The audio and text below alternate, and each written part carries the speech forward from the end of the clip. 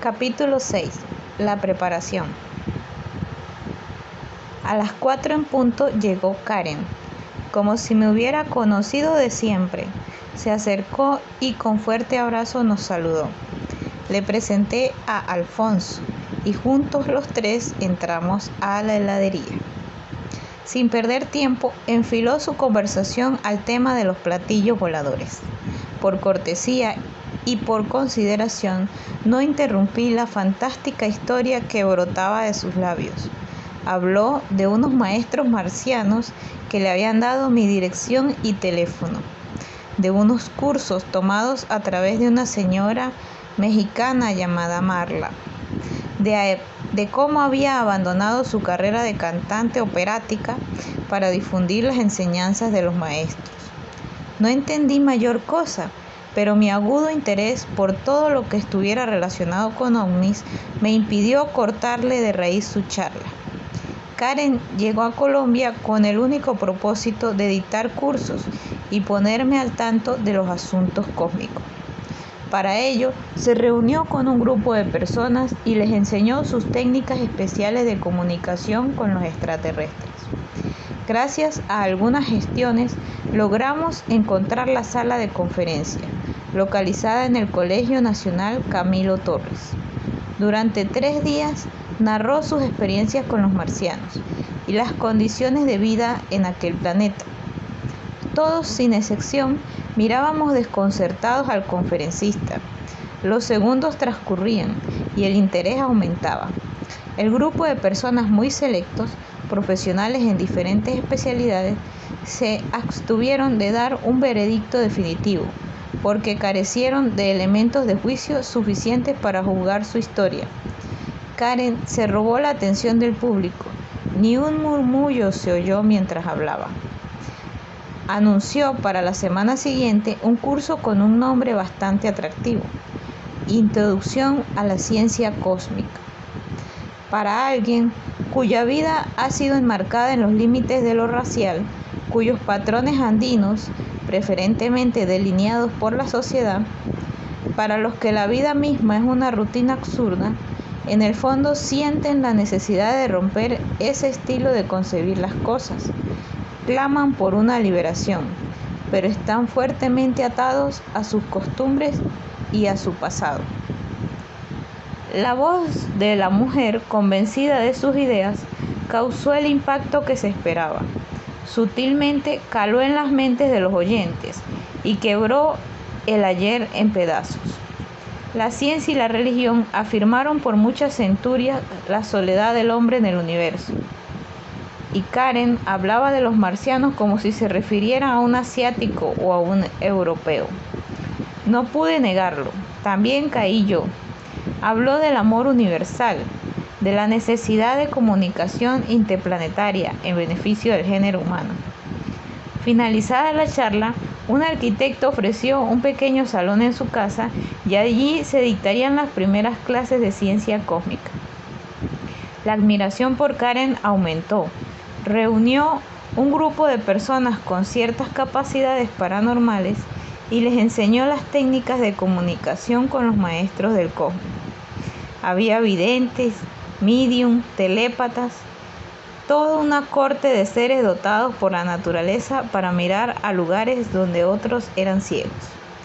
En este grupo, una mujer decía comunicarse con un médico muerto hace muchos años. Graciela Torres, mejor conocida como Chela, era el puente del doctor José Gregorio Hernández Cisneros, médico venezolano que fue muerto en 1919. A través de Chela realizaba sus milagrosas curaciones. Decidieron sentar su base de operaciones en casa de un señor profundo conocedor de las ciencias ocultas y esotéricas. Este señor, Richard Deep, finalizó su vida física en 1990 a la edad de 83 años. Con el correr de los años se convertiría en uno de mis grandes amigos. Yo no participaba activamente en estas reuniones. Chela, por sus dotes mediúmnicas, fue la encargada de dirigir las primeras concentraciones y meditaciones. El primer grupo estaba integrado por varias personas, todas ellas conectadas a través de las charlas de Karen. En una de sus comunicaciones, el nombre de Enrique Castillo, sugerido por supuestos extraterrestres que procedían de Andrómeda. Karen, sin perder tiempo, me buscó para ponerme al tanto de los mensajes. Casi me obligó a asistir a las reuniones. Acepté de buena gana, pero con curiosidad. Por lo general, estas se realizaban 2 veces por semana. A través de Chela se lograron las primeras comunicaciones con seres de Andrómeda. Recibía los mensajes, algunas veces en escritura, otras en forma parlante, en las que consideré podría ser parte de una especie de mediumnidad consciente. Karen, por su parte, vigilaba celosamente para que las técnicas de relajación se cumplieran al pie de la letra.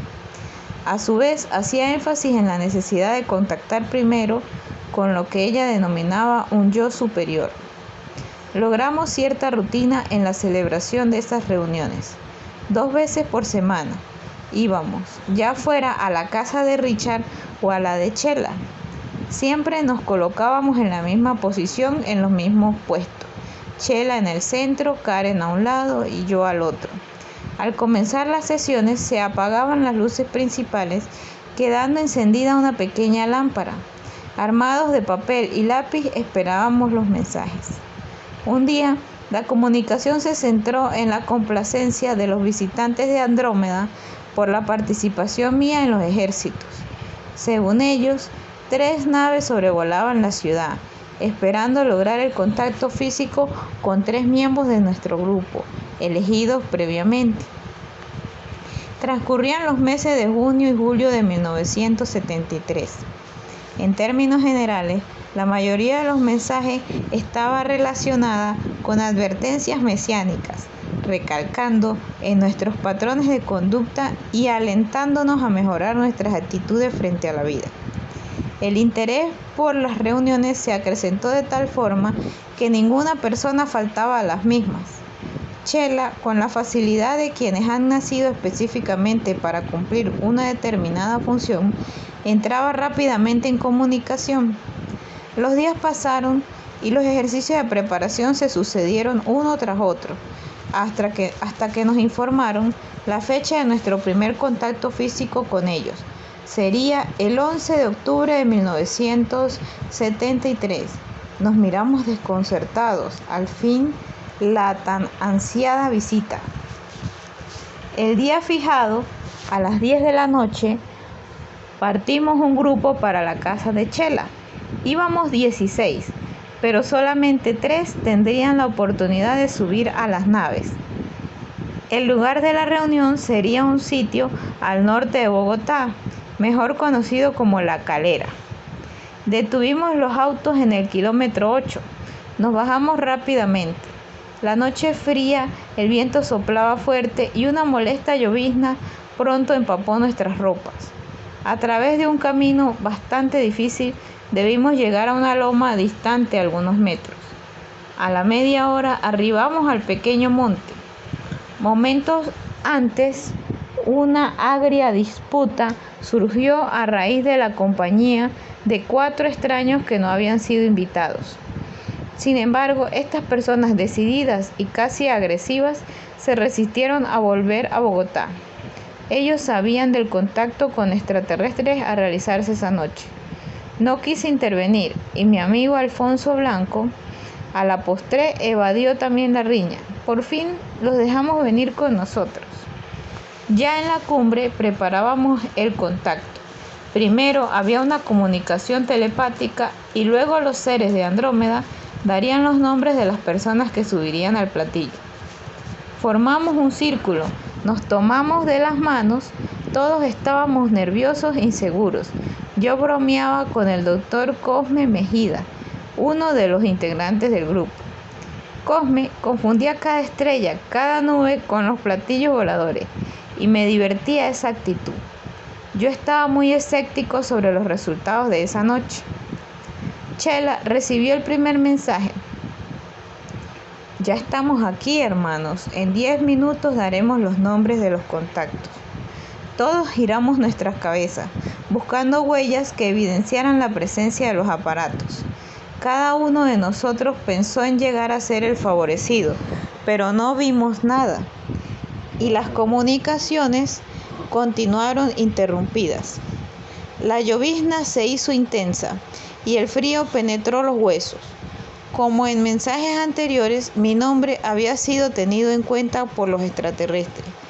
Pensé formaría parte del grupo de los elegidos.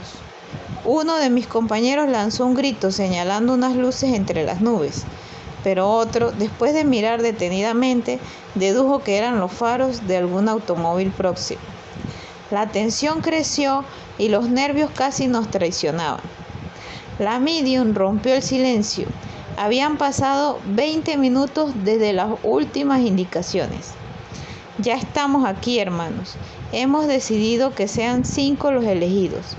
Esperen unos minutos. Pero pasaron ya no los minutos, sino media hora, sin que se registraran los avistamientos esperados. Los reflejos en las nubes producidos por los autos continuaban. Estaba satisfecho de la explicación dada a este fenómeno luminoso, pero algo me llevó a observarlos con más cuidado. Antes de las 12 de la noche, una voz rompió el silencio de la contactación. Rápida y con gran desesperación, Chela transmitió: hermanos, Operación Andrómeda ha sido cancelada. Váyanse a sus casas y mañana al mediodía nos comunicaremos con cada uno de vosotros. El mensaje terminó. Una ola de protesta se levantó alrededor mío. Yo participé en ella. Me sentí terriblemente molesto y desilusionado de que los extraterrestres nos tomaran el pelo, hacernos ir para nada.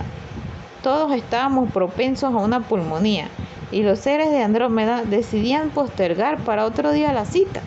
Esto es el colmo.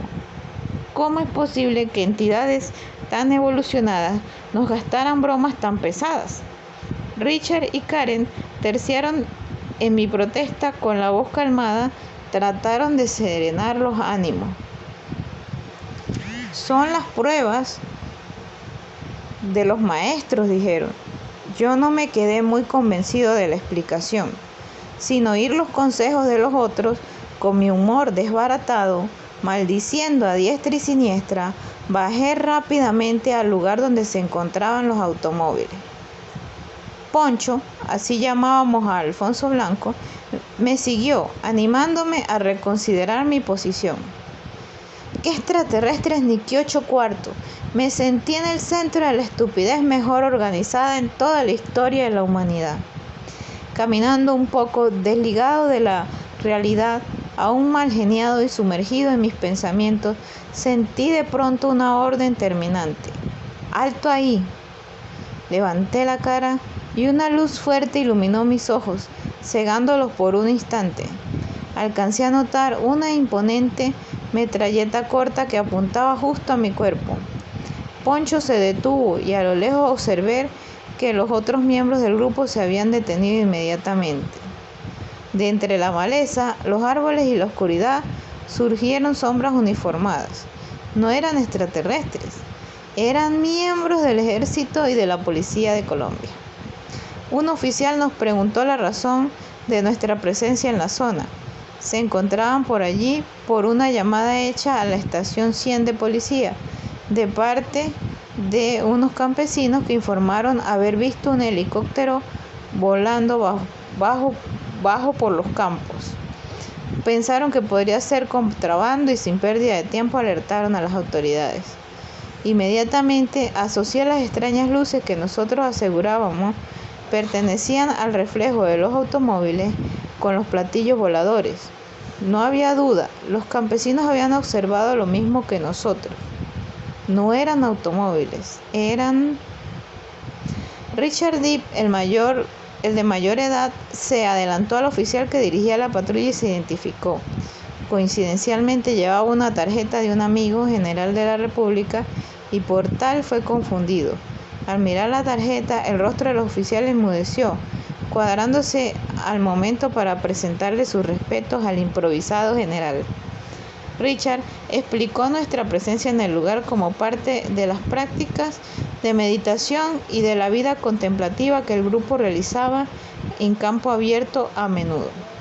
El oficial quedó satisfecho y después de observar el rostro de cada uno de nosotros, nos dejó ir. Respiramos complacidos. Habíamos olvidado por un momento el motivo que nos había llevado a la calera. Varios campesinos alrededor de los soldados nos miraban intrigados. Se le hacía raro ver gente parada a las 12 de la noche en un lugar inhóspito. Bajamos al estacionamiento de nuestros vehículos sin decir palabra alguna. Ya dentro de los carros, quedamos en cumplir fielmente las indicaciones de los seres de Andrómeda.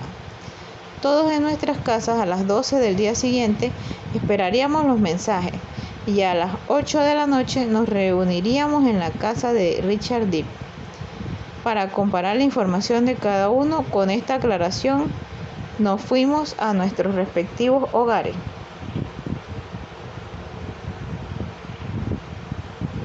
Llegué muy tarde aquella noche. Mi esposa no me preguntó cosa alguna. Supuso que regresaba de uno de mis habituales turnos de la empresa, tal vez instalando un conmutador o atendiendo un importante negocio. Ella ignoraba lo que yo estaba haciendo. El 12 de octubre, Día de la Raza, se celebra en Colombia con algunos actos especiales, el descubrimiento de América. Minutos antes de las 12 del mediodía, persuadí a mi mujer y a mis hijos para que se fueran de la casa y me dejaran tranquilo por 2 horas. Yo vivía en el barrio Santa Isabel de Bogotá, al sur de la ciudad. Este barrio es muy conocido porque allí residían los famosos traficantes de las esmeraldas colombianas. Mi esposa protestó airadamente y en un momento de cólera me enfrentó con una frase: Enrique, por andar metido con esos marcianos te vas a volver loco. Me tiró la puerta. Mi perro Dingo fue el más contento por mi decisión y batiendo la cola se alejó velozmente. Estaba solo por fin. Desconecté el timbre de la puerta y me retiré a la alcoba. Alisté papel y lápiz y me senté en la cama dispuesto a realizar mis ejercicios de relajación y concentración, no sin antes quitarme el reloj de la mano izquierda. Marcaba algunos minutos antes de las 12. El tiempo transcurrió rápidamente y no sucedió nada. Pensé que no era uno de los elegidos y por eso decidí terminar la concentración. Me levanté y dirigí mis pasos a la ventana. Miré a los cielos y pregunté, ¿cómo era posible que un platillo volador llegara hasta mi casa a las 12 del mediodía, un día feriado y con toda esa gente en las calles? Es absurdo. No acabé de pensar en lo ridículo cuando al instante oí una voz: Enrique, escribe. Me volteé automáticamente y algo sorprendido fui a la puerta del cuarto. La abrí y recorrí con mis ojos la sala. No había nadie en ella. Enrique, escribe, dijo de nuevo la voz. Tan rápido como pude, tomé el lápiz y el papel, miraba a todos los lados, tratando de descubrir el origen de aquella orden. De ahí en adelante, sentí la más rara sensación que haya experimentado nunca en mi vida. Unos zumbidos fuertes y constantes, como el de un enjambre de abeja, golpeó mis oídos. El pánico se apoderó de mí. La voz seguía insistiendo para que yo escribiera. En el centro de mi cerebro retumbaba un tambor. Mi respiración se agitó anormalmente. Apoyé el cuaderno sobre mis piernas y empecé a escribir lo que aquella voz me dictaba. Las 12:25 del día viernes 12 de octubre de 1973. Por varios minutos escribí. Fue mi primera comunicación con seres extraterrestres. Gruesas lágrimas, o tal vez el sudor, caían sobre las hojas, una tras otra, llenando con la rapidez que mis dedos permitían. Un fuerte temblor agitó mi cuerpo y una fuerza extraña se apoderó de mi voluntad. La emoción fue tal que no pude pensar. Aquellas notas estaban relacionadas con la Tercera Guerra Mundial. Terminaron diciéndome: no habrá contacto esta noche, pero otros hermanos procedentes del cosmos están aquí ya. Sigan en el grupo, ellos se comunicarán con ustedes. Adiós. Hicieron énfasis en el comportamiento de la noche anterior, cuando se rompieron las normas elementales de conducta, al discutir furiosamente por los hechos que narré anteriormente. Según ellos, esta actitud no favorecía al grupo. Me estremecí al leer esta observación. La comunicación terminó. Me levanté y me dirigí al baño. Abrí la llave del lavamanos y observé en el espejo. Mis ojos estaban inyectados. Los brazos y las piernas me temblaban. No era sudor lo que había caído sobre las hojas de papel cuando escribía. Eran lágrimas que se habían escapado sin poder evitarlas. No pude explicar el porqué. Alrededor de mi nariz apareció una línea morada y en todo el cuerpo sentía un hormigueo. Bañé mi cara y me volví al cuarto. Descansé un momento, recogí las hojas que había escrito. Las leí detenidamente. Me causaron una honda impresión. Las doblé y guardé en mi bolsillo. Me recosté a un lado de la cama y reposé un instante. Mucho más calmado, regresé al espejo del baño y pude notar que las manchas moradas habían desaparecido. Vertí agua sobre mi cara y me sentí fortificado. Ordené mi ropa un poco descompuesta, conecté el timbre y abrí la puerta de la sala. Silbé a uno de mis hijos que jugaba a fútbol a unos 50 metros en la calle. Mi familia regresó. Beatriz, sin poder controlar el genio, me preguntó el porqué de mi palidez y nuevamente criticó mis actividades con los ovnis. El almuerzo se había estropeado. En ese momento llegó mi hermano Roberto y sin pensarlo 2 veces le mostré las hojas. Enrique, ¿de dónde sacaste esto? No le expliqué nada y continuó. Yo sé que la guerra mundial la están deteniendo, pero de que llega, llega. Y no dijo más. Volví las hojas a un lugar en el bolsillo y salí de la casa a encontrarme con una amiga a quien quería contarle lo que me había pasado. La invité al cine y ya en el teatro le narré la experiencia. Me miraba extrañada. Cortó repentinamente mi monólogo con una advertencia a la que calificó de producto de la mente o de espiritismo barato. No quise entonces continuar con mi improvisado informe. Esa noche, entre pesadillas y pensamientos locos, apenas pude dormir. Platillos llegando a mi casa, puertas golpeando sus marcos, ruidos de pisadas. Al día siguiente, sábado, llegué tarde a mi oficina. El reloj marcaba las 9. Me estaban esperando 4 personas del grupo. Uno de ellos, improvisando su vocero, tomó la palabra. Enrique, Karen está furiosa porque no fuiste a la reunión. Varios miembros recibieron mensajes ordenando ir a tal o cual lugar. Estuvimos en Fontibón, fuimos a Rosal, a La Calera, a Choachi.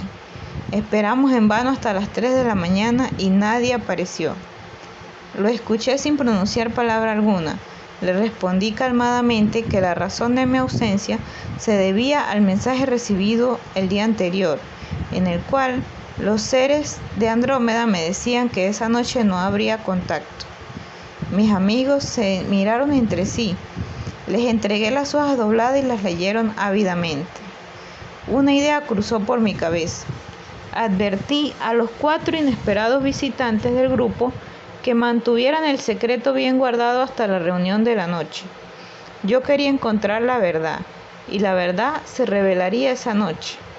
Pero el secreto se hizo público, y al momento de leer los textos dados a cada uno por los extraterrestres, como por arte de magia, ninguno sacó su correspondiente mensaje. Todos concluyeron que yo había sido el favorecido. Luego yo tenía razón. Con este imprevisto resultado, leí en voz alta el contenido de las hojas. Ninguno discutió la verdad de mi informe, pues era demasiado claro. Tampoco quisieron hablar mucho del asunto. La reunión empezó como otras veces, dispuestos en nuestros lugares, a las 8:15 del sábado, 14 de octubre de 1973, nos relajamos.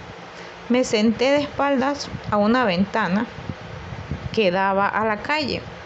Vestí aquella noche deportivamente con una camisa azul, bufanda y chaqueta de cuero. Todas las miradas se centraron en Chela. Pasaron 10 a 15 minutos y no hubo comunicación. De un momento a otro sentí aquel zumbido del día anterior y una voz, esta vez muy fina, me dijo: Enrique, escribe. Pensando que había sido Karen quien hablaba, la interrogué. Ella negó silenciosamente mi pregunta. Cerré los ojos y de nuevo la voz: Enrique, escribe. El mensaje comenzó de la siguiente forma: somos emisarios de las Pléyades, los mismos que les dimos instrucciones y conocimientos a los incas y a otras razas. Me estremecí. Con incomodidad, casi asfixiado, rompí la camisa y lancé la bufanda que se cayó en el regazo de Marjorie de Horman. Esta vez la comunicación era de seres de las Pléyades, no de los de Andrómeda. Caí en una especie de mediumnidad. La lengua se me trabó. Todos mis compañeros se dieron cuenta de mi estado. Frotaron sus manos y las colocaron sobre mi cabeza. Empezó el mensaje y allí perdí toda noción del tiempo y lugar. No recordé nada. Pasada media hora abrí los ojos. Marjorie y María Teresa limpiaban con servilletas el sudor de mi cara. Karen tenía entre sus manos mi cabeza y sin pensarlo le pregunté: Karen, ¿qué pasó? Ella respondió en forma terminante: hijito, estabas muy lejos de aquí. Rezaba el texto del mensaje que yo era el escogido por los extraterrestres en Colombia para tener contacto físico y directo en una fecha que ellos pronto iban a dar. Hasta ese momento era la única persona en el país que tendría este tipo de encuentro. Paulina, la esposa de Richard, me trajo una taza de leche caliente con brandy. Me levanté con la misma sensación de adormecimiento del día anterior. Marjorie y Jorge Eduardo estimulaban la circulación, frotando vigorosamente sus brazos. Me acostaron en una cama. Conté con suerte en el grupo se encontraba un médico, Rafael Contreras. Después de auscultarme unos minutos, dijo que fuera de tener pulsaciones aceleradas, lo demás se encontraba en perfectas condiciones. Se quejó amargamente por no tener una filmadora para registrar el momento en que dibujé unos extraños símbolos en el aire con mis manos. Mucha de la información dada hacía referencia a un disco de oro que habita en Perú, escondido en un templo, a unos papiros y a unos manuscritos. Todo se había reproducido fielmente en una grabadora, y de esta manera acabamos una pequeña discusión sobre algunas de las palabras malinterpretadas. Nos reuniríamos el martes siguiente. Un profundo dolor de cabeza me mortificaba cada vez que recibía los mensajes, porque ya no fue Chela la portadora de las noticias. Fui yo el que debía soportar las consecuencias de las comunicaciones. El dolor era fuerte y dejé de ir 2 días a la oficina. Por 2 veces me negué a recibir el mensaje de los extraterrestres. Ellos me advirtieron que en 2 o 3 comunicaciones más el dolor desaparecería. Alguna vez oí que efectuaban mediciones en mi cerebro. Alcanzaron a dar una cifra. Según ellos, las vibraciones de mi cerebro eran de 829 vatios. Pensé que podría ser el voltaje, la emisión o la frecuencia de mi cabeza, pero no me aclararon esa incógnita. Es difícil expresar en palabras todo el contenido de mi experiencia, puesto que la mayoría de las veces se combinaba con todas sus reacciones y consecuencias, hechos internos, ajenos un poco a los ojos de las demás personas del grupo. No podía apreciar claramente el papel de Karen. Fue ella la que me inició, pero una vez más cumplida su misión, el brillo de su aura para mí había desaparecido. Karen insistía en el deber de fomentar lazos con el yo superior. Realizaba paso a paso sus técnicas de contactación, pero me sentí frustrado. Carecía de las facultades paranormales de los otros, y por un momento atribuí ese extraño fenómeno al subconsciente. No conocía las fuerzas que nos dominaban. A pesar de todo, nuestro grupo se conformó en un principio con 17 personas, grupo al que más tarde se sumarían otras para llegar a 27. Por la importancia de los sucesos que se fueron ligando secuencialmente, citaré los nombres de los primeros: Richard Deep, Paulina de Deep, Marjorie Holman, María Teresa Paladino, Graciela Torres, Chela, Alfonso Blanco Rodríguez, Cosme Mejías, Eberto Cediel, Rafael Contreras, Pedro Ávila, Gloria y Alba, hijas de Pedro Ávila, Víctor Rodríguez, Fernando Márquez, Jorge Eduardo Silva, Adriana Turner, Karen y yo, Enrique Castillo Rincón. Algunas veces el grupo crecía por invitaciones hechas a los amigos de algunos de los integrantes. También ocurrió el caso contrario. Varios se marginaron con la firme creencia para unos de que lo realizado allí era fraudulento o manifestación de locos o espiritistas, y otros porque no encontraron la espectacularidad esperada desde un principio. Nos reuníamos regularmente 2 veces a la semana, los martes y los viernes a las 8 de la noche. En otra de las comunicaciones se nos informó sobre la existencia de un templo oculto en ruinas en el Perú. Allí permanecía el verdadero conocimiento de la historia de la humanidad. Pero según explicaron, no solo en un templo peruano había información, también en diferentes sitios del Centro y Suramérica. Ciudades perdidas en la soledad de las milenarias cordilleras andinas, contenían riquezas traducidas en conocimiento e información. Una vez reunidas las partes del rompecabezas de datos encontrados en templos, pirámides, ruinas y ciudades casi olvidadas, la humanidad ya no dudaría de la verdad de los nuevos acontecimientos, bastante diferentes a como se había enseñado en nuestros estudios del pasado y del planeta. Para nosotros esto era novedoso. Nos sentíamos estimulados con la oportunidad de ser los primeros en recibir esta información. En cierta forma, éramos un grupo privilegiado.